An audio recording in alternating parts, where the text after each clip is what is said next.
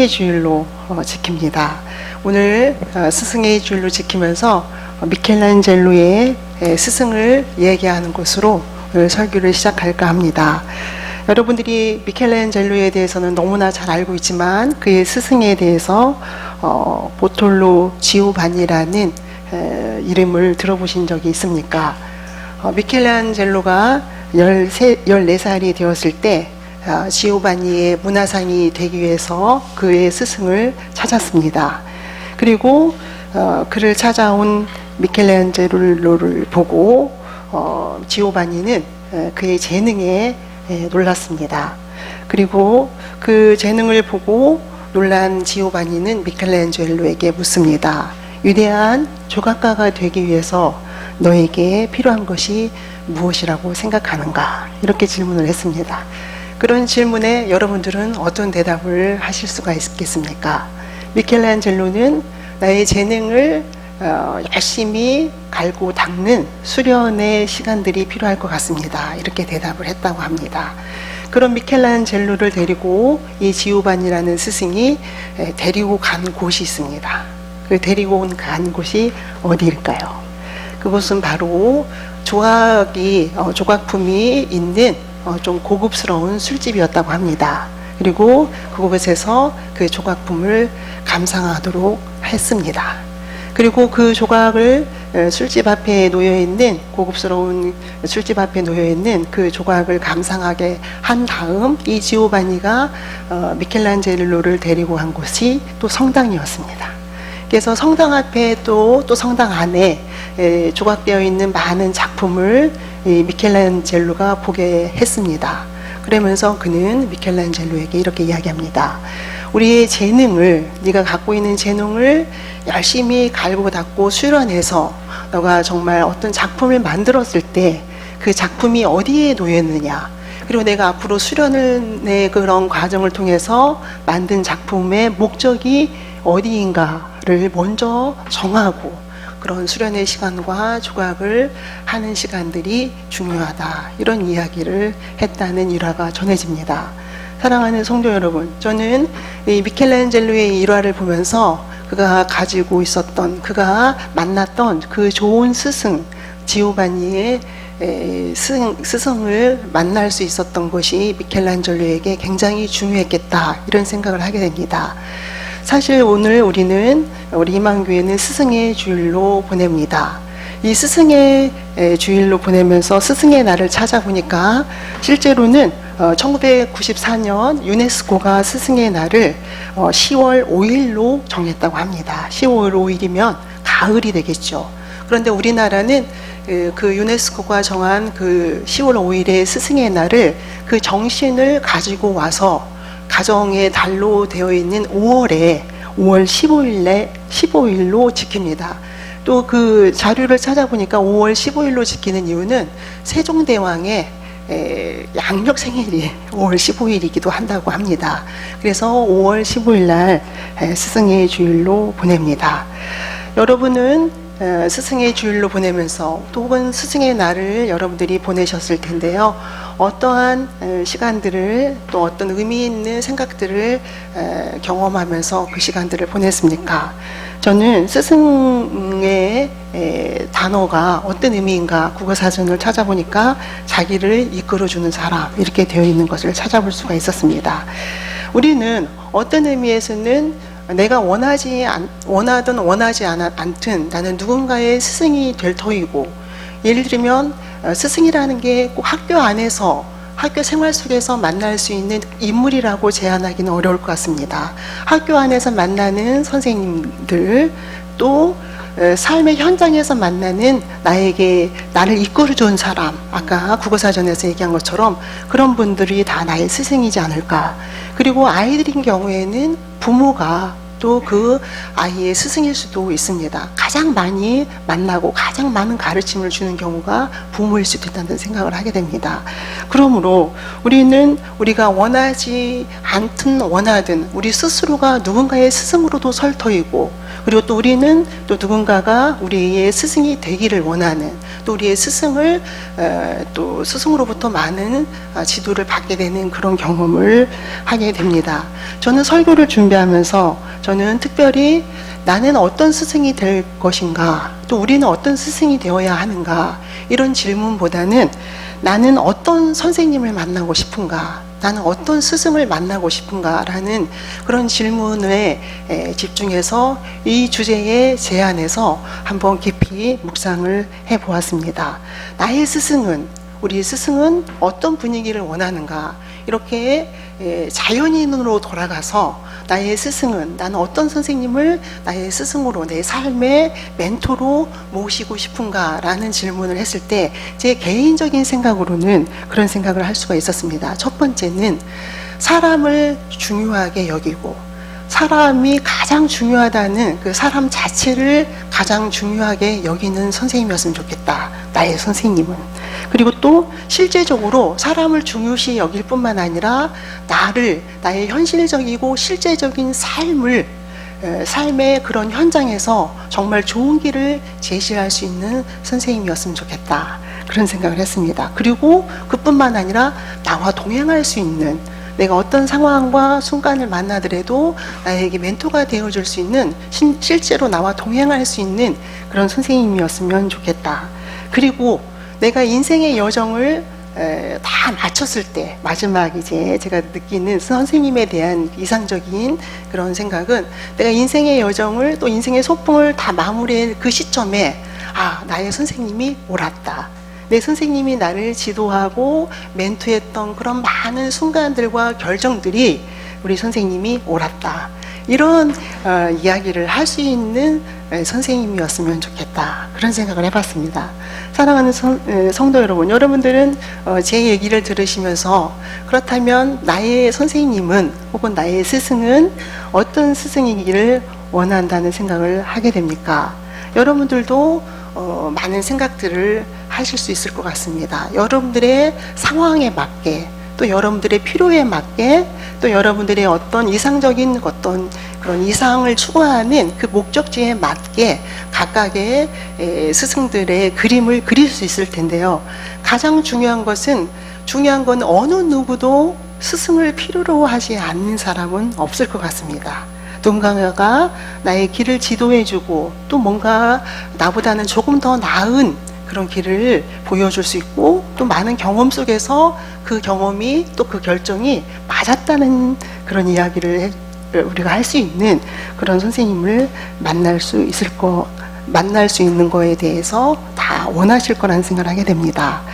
그렇다면은 그러한 우리에게 오늘 성경은 또 어떤 이야기를 들려줄 수가 있을까? 그리고 또 저는 여러분들에게 스승의 날을 기념하는 주간으로 지내면서 성경을 통해서 어떤 스승의 모습을, 또 어떤 스승의 모델을 제시할 수가 있을까, 이런 고민을 하면서 시편 23편을 함께 묵상을 하려고 합니다. 시편 23편은 우리가 읽은 것처럼, 지금 함께 읽은 것처럼, 여호와는 나의 목자시니 내게 부족함이 없습니다, 이렇게 시작하고 있습니다. 여기에서 여러분들에게 시편 23편을 통해서 제가 제시하고 싶은 스승의 스승의 모습은 바로 23편이 말하는 것처럼 여호와이신 분, 그분이 우리의 어떤 스승이 될 수 있을까라는 얘기를 드리고 싶습니다. 그런데 시인은 여호와는 나의 목자시니 내게 부족함이 없습니다, 이렇게 그의 시를 시작하고 있습니다. 여호와는 나의 목자시니 내게 부족함이 없다는, 그렇게 시작하고 있는 이 성경을 통해서 이스라엘 백성들의 삶의 현장을 우리가 한번 가볼 수가 있습니다. 이스라엘에게는 많은 동물들이 있겠죠. 이스라엘의 현장에, 이스라엘 삶의 그런 터전에 양이라는 동물만 있는 것은 아닙니다. 그런데 이 시인은 굳이 왜 하필이면 양을 선택해서 그의 삶의 노래를 시작하고 있을까요? 우리가 양의 특징을 살펴보면 지난번에도 한번 얘기한 것 같기도 한데, 양의 그 특징이나 성격을 살펴보면은 무엇보다도 시력이 굉장히 나쁘다고 합니다. 시력이 굉장히 나빠서 그렇게 앞을 잘 못 보는, 그래서 반드시 목자의 목소리가 필요하는, 목자의 리드하는 소리나 무슨 뭐 악기 소리나 방울 소리가 필요한 그런 특징을 갖고 있다고 합니다. 앞을 못 보기 때문에 반드시 누군가의 리드가, 누군가의 도움이 필요하다는 그런 양, 그리고 누군가의 도움이 없다면 그 무리에서 이탈하기 쉬운 그런 특징을 갖고 있다고 합니다. 그리고 또 양의 두 번째 특징이라고 한다면 굉장히 겁이 많다고 해요.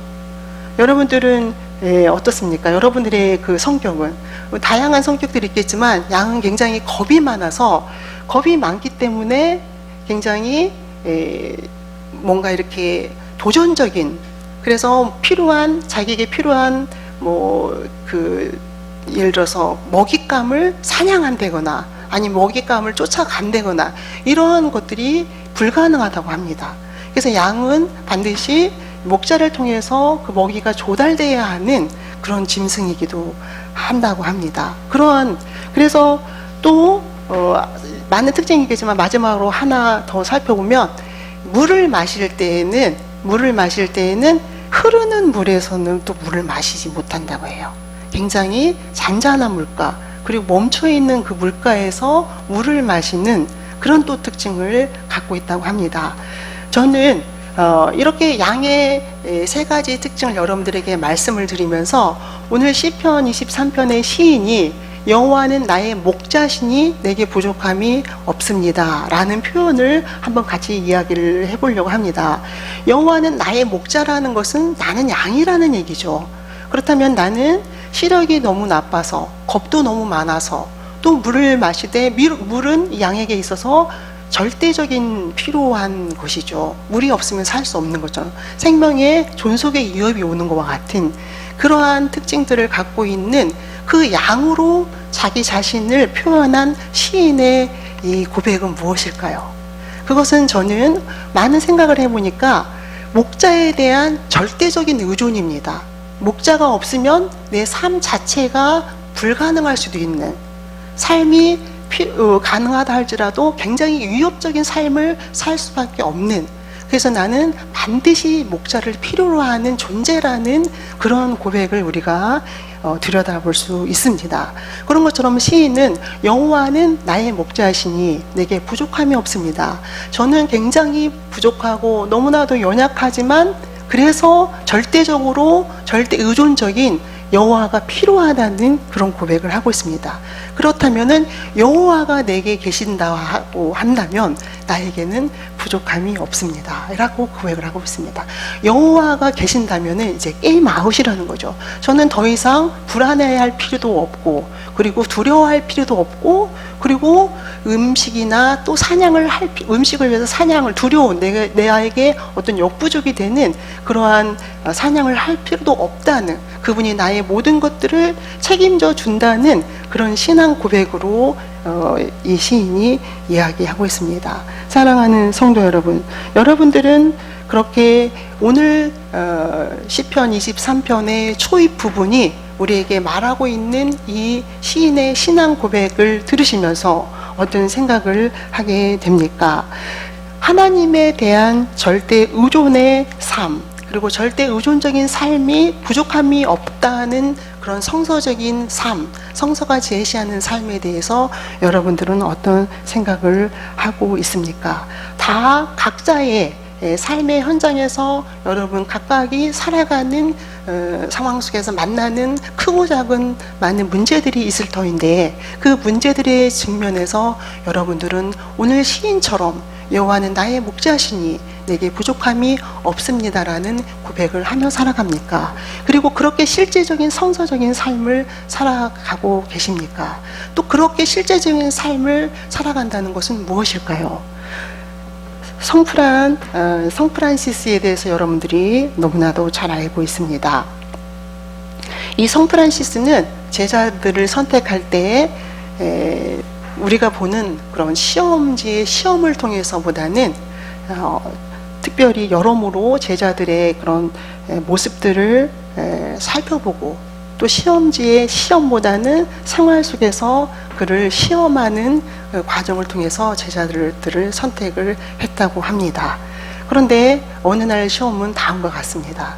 우리 농부의 아들이 왔어야 하는데 농부의 아들이 오늘 함께하지 못했는데, 어느 날 시험은 이런 거였습니다. 배추 씨를 뿌려서 배추를 작게 키웠습니다. 모종이죠. 그 모종들을 잘 키워서 성프란시스의 제자가 되겠다고 찾아온 그 제자들에게 이 배추 씨의 그 모종을 옮겨 심도록 했습니다. 그런데 이렇게 했습니다. 옮겨 심는데 거꾸로 심어라. 배추 씨의 모종을 심는데 여기가 뿌리고 위쪽이 이 밑둥을 중심으로 밑에가 뿌리고 위에가 배추겠죠, 모종. 이 배추를 얼마만큼씩 나눠주면서 밭에 가서 심도록 했습니다. 그런데 이 성프란시스가 그거를 거꾸로 심어라 이렇게 했습니다. 자, 이렇게 상황에 직면했을 때 여러분들은 어떻게 심어야 할까요? 모든 사람들이 다 어떻게 심었을까요? 제대로 심었죠. 아, 선생님이 나이가 들으셔서 말이 헛나왔나 보다. 아, 선생님이 뭔가 의도가 있나 보다. 이런 생각을 하면서 다 사람들이 제대로 반듯하게 건강하게 예쁘게 심었습니다. 어떻게 됐을까요? 모든 사람이 다 떨어지고 그 중에 한 사람이 정말 거꾸로 심은 그 사람이 제자의 길에 오를 수 있었습니다. 저는 이런 예화를 드리는 것은 우리가 여호와는 나의 목자시니 나의 삶에는 부족함이 없습니다. 이 고백이 우리를 든든히 세우는 그런 상황이 아닐 수도 있다는 거죠. 여호와는 나의 목자시니 나에게 부족함이 없습니다라는 그 신앙 고백 하나가 정말 우리의 흔들리는 삶 속에서 우리를 지키고 우리가 불안해하는 삶 속에서 우리를 지켜나가느냐, 이런 성서적인 그런 삶을 제시받았다고 하더라도 그것을 우리가 삶으로 살아내느냐의 문제는 또 다른 중요한 문제이고 굉장히 어려운 문제입니다. 그러나 성서는 그대로 여호와는 나의 목자시니 내게 부족함이 없습니다라는 그 신앙 고백 속에서 그렇게 살아내기를 원한다는 것을 오늘 이야기합니다. 하지 말라. 내가 너와 함께함이라. 내가 너를 지명하여 불렀나니 너는 내 것이라. 라는 그 신앙 고백. 두려워하지 말라니까. 내가 얘에게 두려움이 있다 할지라도 두려움을 비워내는 단순하게 아주 심플하게 성서의 복음에 입각해서 두려워하지 않는 삶. 그것이 바로 여호와는 나의 목자시니 내게 부족함이 없다는 삶을 이야기하고 있습니다. 그리고 근심하지 말라. 하나님을 믿으니 나를 믿으라. 말씀에 있는 것처럼 근심의 상황 속에서 근심을 하지 않는 그 엄청난 어려운 일을 하는 것을 성서가 우리에게 제시하고 있습니다. 어떻게 근심이 가득한데, 삶의 현장은 근심 덩어리인데, 근심으로 가득 차 있는데 어떻게 근심을 하지 않을 수가 있습니까? 근심을 하지 않기 위해서 삶의 상황이 달라져야 되고 변화되어야만이 내가 근심하지 않을 수 있는 것이 분명한 사실입니다. 그러나 성서는 먼저 근심하지 말라.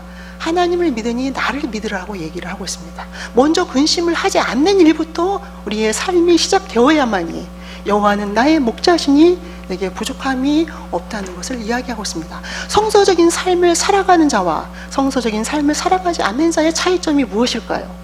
우리는 성서의 삶, 성서가 제시하는 삶이 우리에게 강하게 우리에게 임재해서 우리를 변화시키고 힘 있는 사람으로 살아갈 수 있도록 해야 합니다. 항상 기뻐하라. 쉬지 말고 기도하라.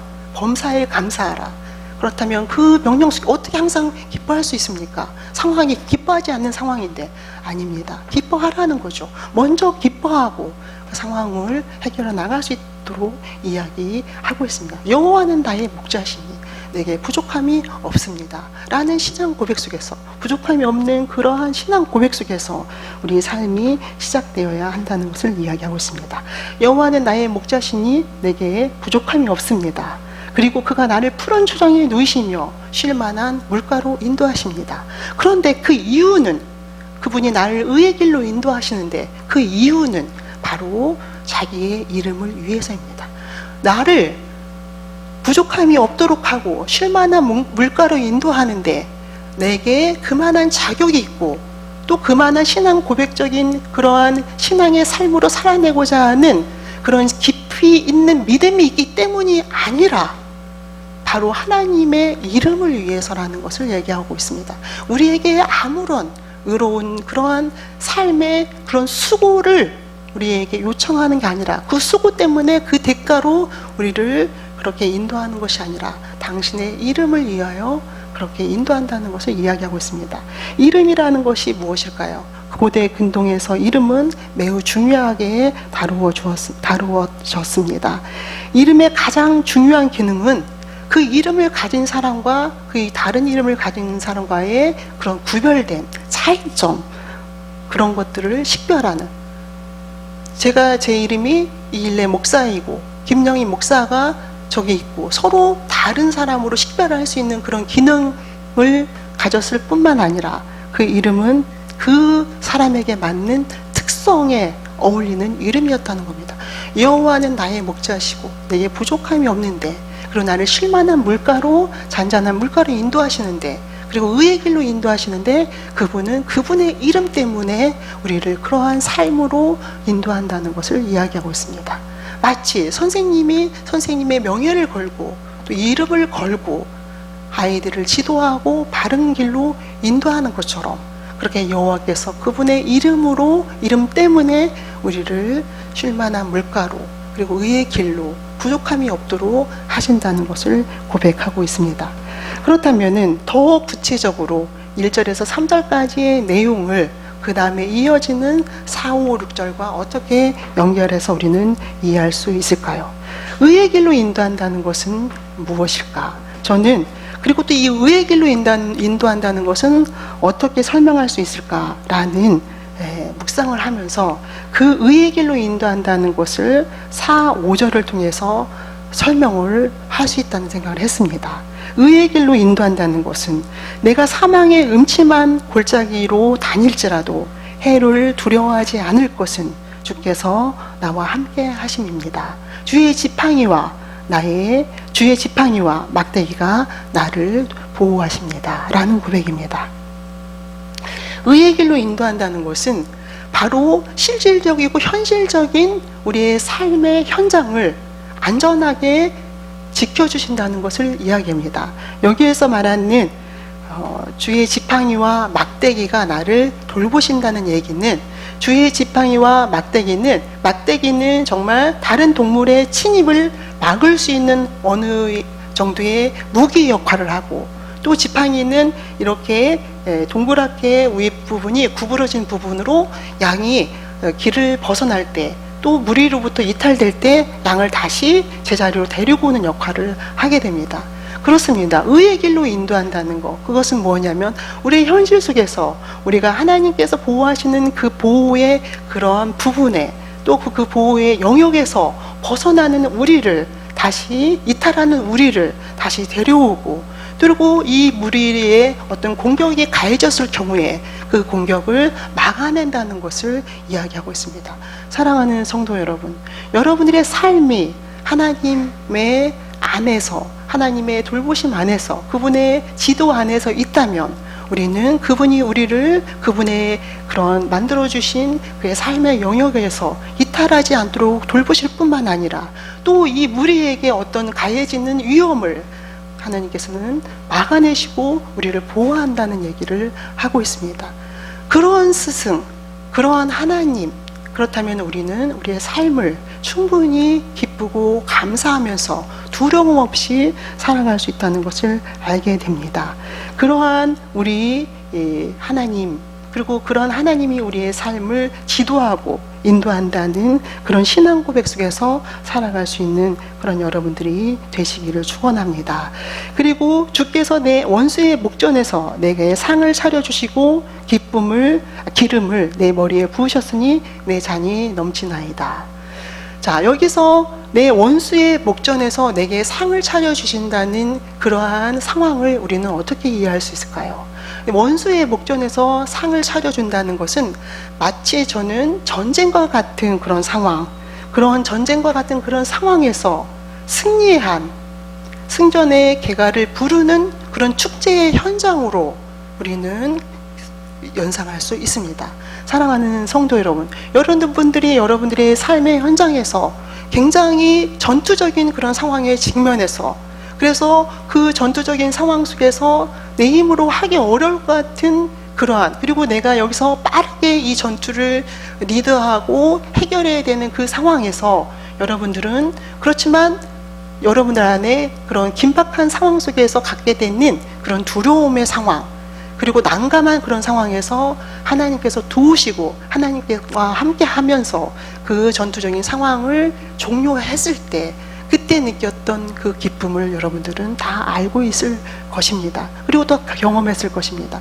오늘 성서는 우리 하나님과 함께하는 삶, 그 삶은 바로 오늘 이 부분에서 말하는 것처럼 그렇게 거친 싸움에서 승리를 이끌어내는 그런 놀라운 그런 기쁨의 상황 속에서 축제와 같은 상황을 만들어주신 하나님에 대한 고백을 하고 있습니다.